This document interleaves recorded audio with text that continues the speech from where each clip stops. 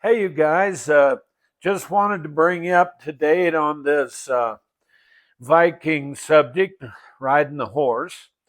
Um, I have started shrinking down on the head of the horse. I began to lay out where the reins are coming through.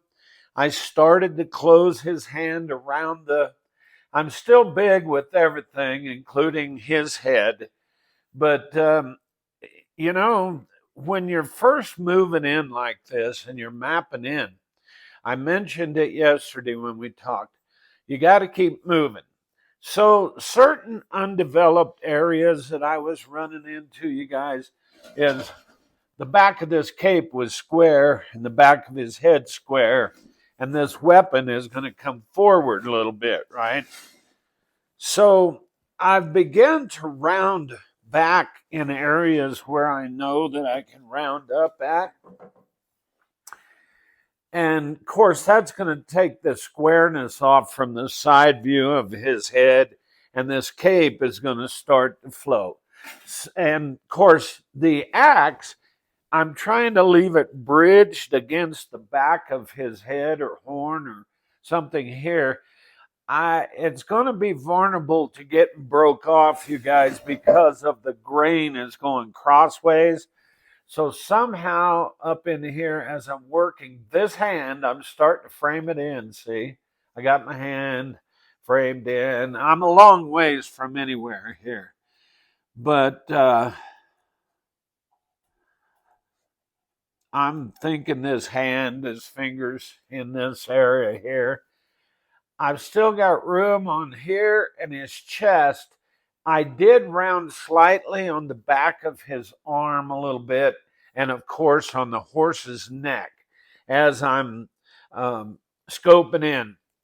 I'm working mostly my depths, but anywhere that is height areas like the horse's eyeball or the horse's nostril area will be setting in here eventually, Anywhere where I know that I'm going to have some height, like I'm working of course, the legs of my horse are way long.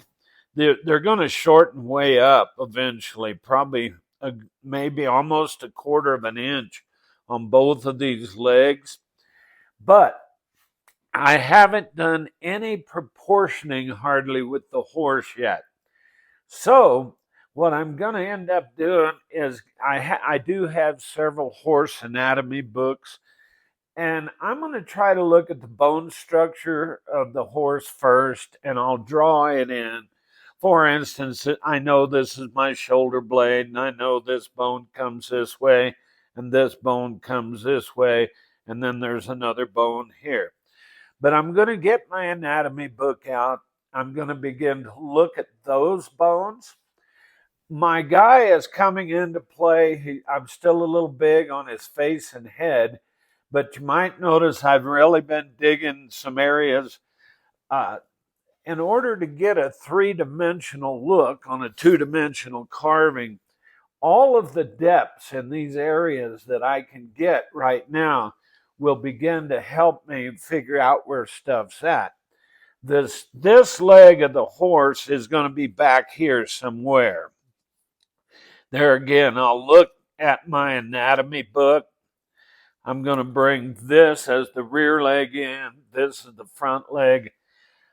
I'm planning on some frills or flutes, let's say ribbons or braided ropes or something. This is going to be a shield, but instead of just an old plain round shield, maybe with some decoration on it, I'm going to add some flowing, flying stuff tied to the shield, which I think will help the action part of this figure in here. I'm planning on eventually coming underneath of, in other words, all the way through here at the reins of the horse. So, guys, here's the main thing I got to keep you up to date. I'm moving, I'm carving a little on his shoe. I'm starting to figure out his stirrup. I'm starting to figure out where his fingers are going to go up here. I'm starting to bring his hand around the weapon here. I'm not worried about the shape of the broadhead of that axe or anything yet. I'm so far away from it. My next step, I'm going to depthen in the mustache and his eye sockets in his face. I have him going, but you can see everything's a little big. So back to what I was saying before about Scott Owens' toothpaste theory. And his toothpaste theory with wood carving is this, you guys. You squeeze on this horse's head, carve it in a little, or his foot, and the head pops out. You squeeze on the horse's head, and this guy's arm and axe pops out. And you squeeze on that axe a little bit, and the horse's butt pops out. That's God's toothpaste theory, but it's also a good lesson. And keep moving around. Don't get hung up at this stage in the game at any one place.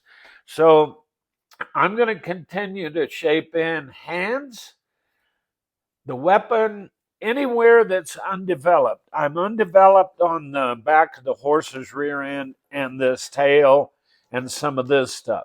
So I'm going to bring it along and this undeveloped leg next. And I am going to shorten and maybe get my anatomy book out on the horse. So I'll get back with you guys after I do a little more tuning up on this project.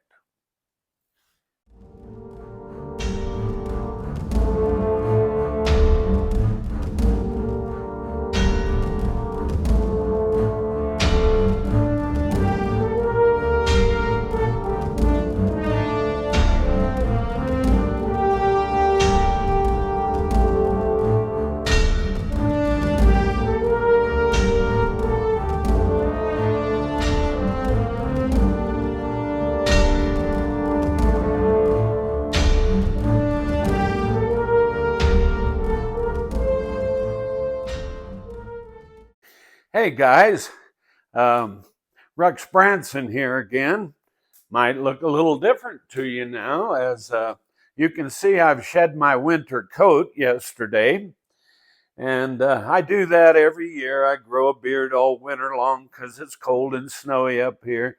And then this time of year in the spring, we're starting to carve more marble. So I have to have my respirator where it'll fit on my face. So I shave all that stuff off, and here I am incognito as myself now. I just wanted to catch you guys up a little bit on our project here. Let me just say this is really beautiful carving wood. After all those videos we done with all that red cedar and me complaining about how hard the wood was and everything, this piece of butternut carves beautifully. And so I've really enjoyed it so far. Since I talked to you guys last time, I have carved all the way through behind the arm. I came through here. I started shrinking his hands and fingers in a little bit more. I started tracing in where the bridle is going to go on the horse. Well, the trouble is when you're doing a composition piece like this is not only do you have to, for instance, plan ahead that there's going to be a bridle on the horse and reins and everything. Oh, I went through behind the reins here too, see? And I've also spent quite a bit of time, you guys, like here, this was all squared out on the back. Well, to make it more of a three-dimensional look, I've had to start to round the backside. I started carving the horse's tail since we talked last time. I went through here to give every time that you can add some depth at this point, you're just bringing this guy out more and more and more. An example of that is I've taken my knife and I've started to clean around his facial area with my knife and get some depth, which I will do several places, like around this bracelet thing, arm bracelet here. But as I'm doing this, I'm going to get my anatomy book out today. And I'm going to draw the muscles where they come on his arm. I'm going to draw his chest muscles in here. There's an armpit back in here. And of course, where that pectoral muscle comes around. All of this stuff, I'm actually going to get the anatomy book out and do a little bit of studying, you guys. Same way on the horse's head, and you might notice I have brought the hooves along a ways, but I'm going to have to get the horse anatomy book out and really look at these hooves, at what I need to do down here. I've started laying in a certain amount of detail. I've got two things that I did. As I rounded back here, I thinned this whole axe thing up. But notice that I'm leaving the axe bridged to that horn. And I probably won't go through here because his arm and hand is back there. But I will clean up more depth and detail. So basically, you guys, I'm down to the detail, let's call it, of all of this. You might notice here, I've started to lay in some braids on these, I'm going to call them flus, for lack of a better word of them here, these tassel things hanging off here. And the only reason I was putting that on the shield anyway was just to add something a little more interesting. I don't know whether you guys can see it, but I started to wrap. These are fur type boots, moccasin boots he's got on. But I started to wrap them with, let's just say, some leather ties or something, you know. All right, the depth around his leg, I will actually, well, I'll give you a little bit of an example here on this horse's bridle. Let me get my glasses on here, you guys, right quick. But everything here, I will end up running with my knife and bringing that shadow out. Let's just use this area right here as a for instance. I'm going to take my knife and I'm going to run down this bridle at a slight inward angle, the whole bridle around.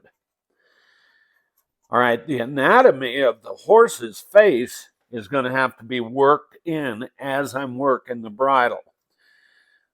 But a lot of times to gain that last final shadow, because that shadow is what's going to pop this thing, man.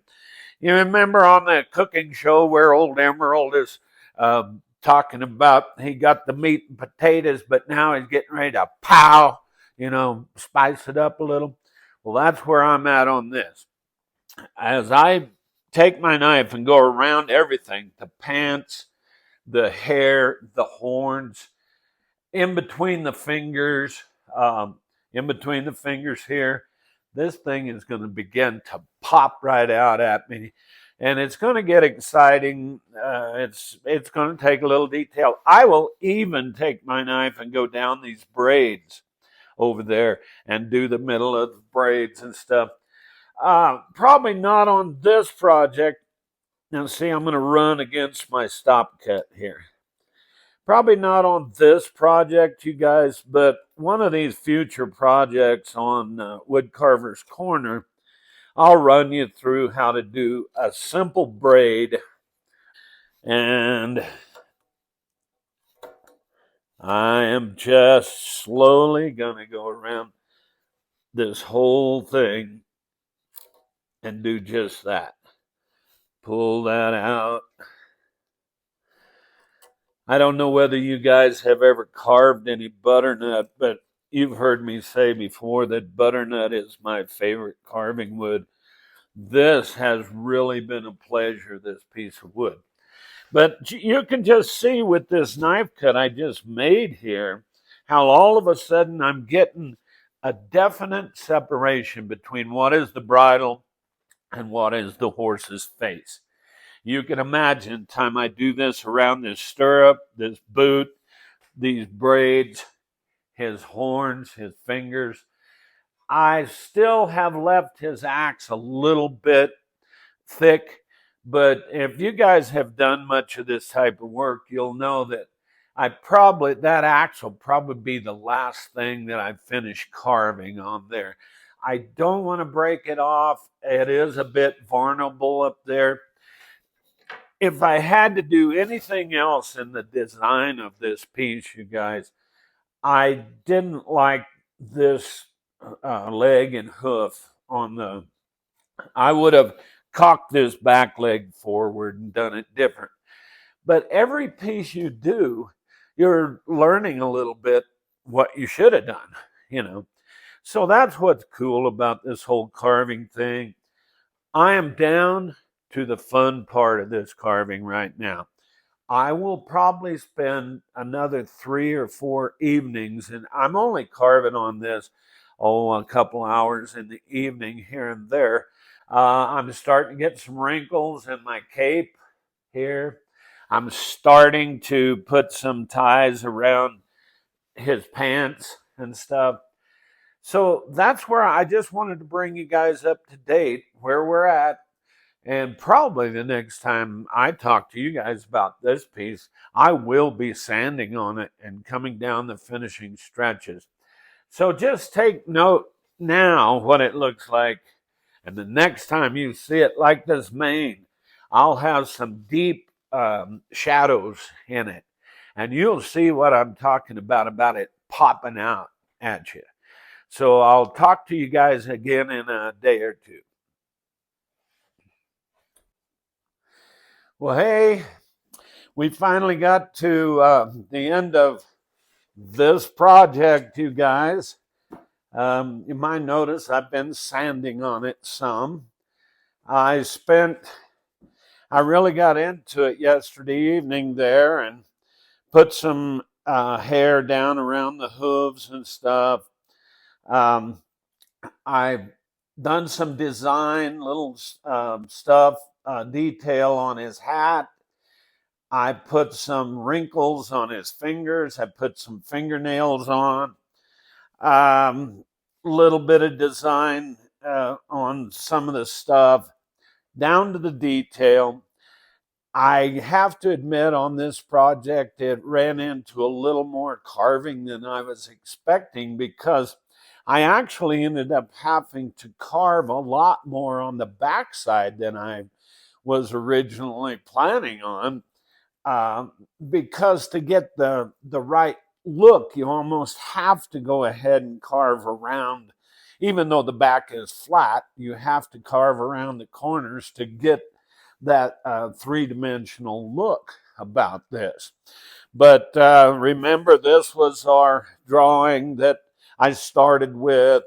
I was going to do this sword thing, but I wanted to try to do something that I could leave it bridged to his hat. And so I got through carving the whole thing there without a lot of trouble. I left it bridged to his hat, but let me just turn it around right quick and show you guys that I had to round practically. See, I even put the other side of the nostrils and the eye and stuff on the horse. Stuff that you wouldn't think that would matter, but to get that a look of the dimensional that I wanted. Now, let me just say something about sanding, you guys. Is I was out of this good sandpaper. Now, let me say something about some sandpaper. This is 3M 220 sandpaper. This stuff's very flexible, and this is what I've always used. But you know, I went to town the other day. I went to like Lowe's and Walmart and various places, Ace Hardware places, looking for this type of sandpaper. Well, I couldn't find it anymore anywhere. But now Let me tell you what I did find out about sandpaper is some of this stuff they're selling is virtually crap. Let me just tell you, and probably get in trouble for showing you. For what I was doing, now this gator stuff, I'm going to say I don't think it was worth a darn. Look here. I'm going to show you. See all these little pieces? I'd start sanding on this a little bit here and there, and the sandpaper just fall apart. Now, if you were sanding a flat board or something like this wrapped around a block, it might be good. But for wood carving where you're going around curves and this, that, and the other, this stuff just fell all to pieces. So I'm not downplaying this, but if you're doing a wood carving three-dimensional type thing, it wasn't a good choice, you guys. Now let me say this about sandpaper too. Years ago when I lived in Oklahoma, I used to buy this stuff for 29 cents a sheet. I was in a hardware place the other day. They're getting $2.99 for a sheet of that stuff.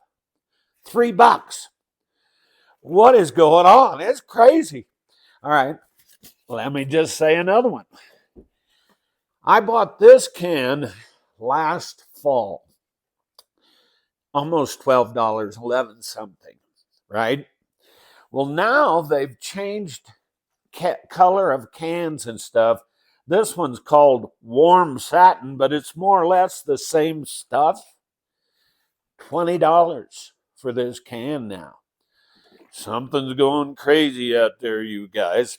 So anyway, I'm going to put some of this stuff on our carving. So we're going to go out here on the deck where we normally do our finishes, where we don't have to smell up Woodcarver's Corner in here.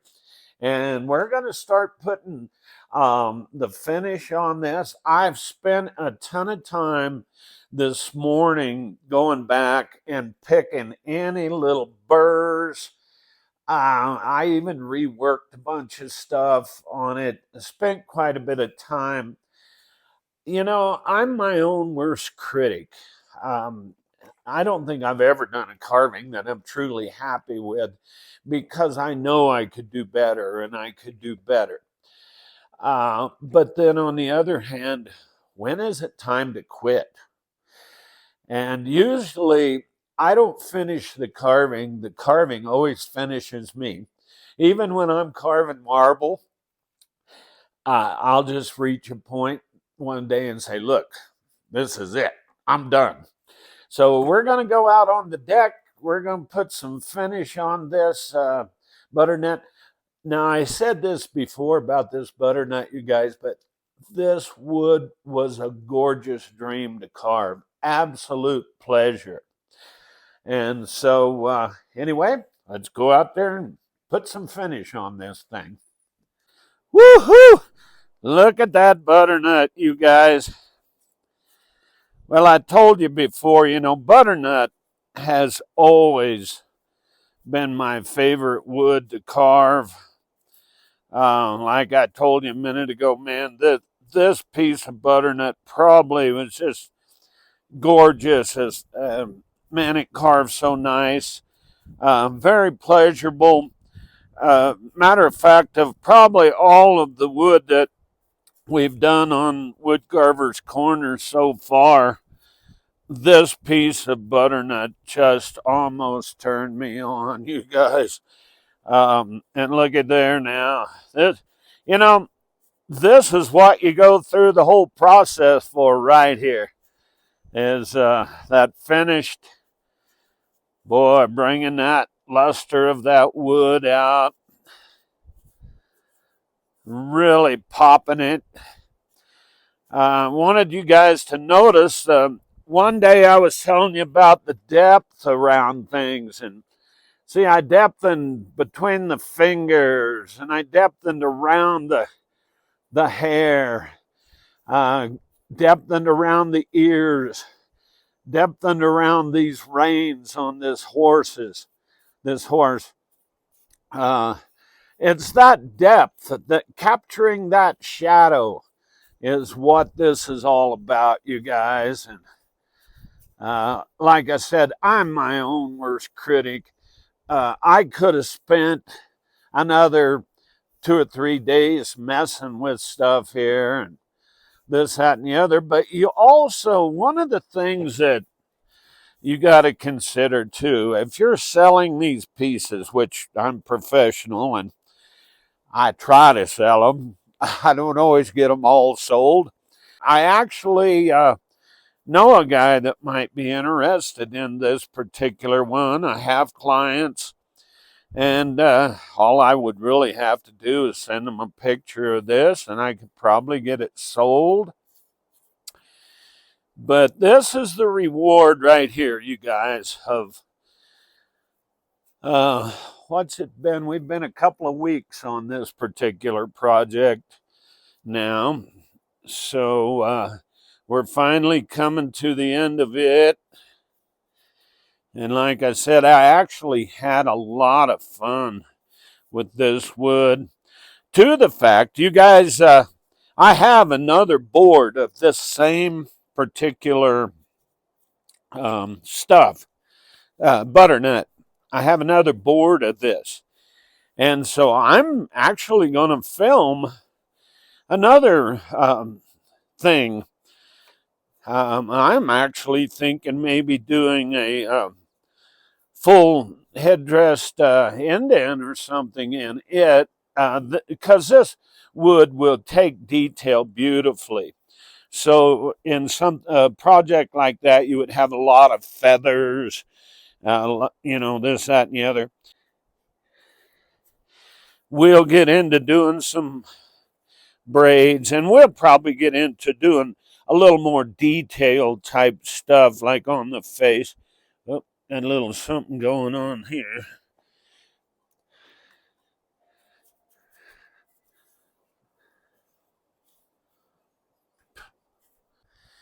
Well, we've came to the end of this project.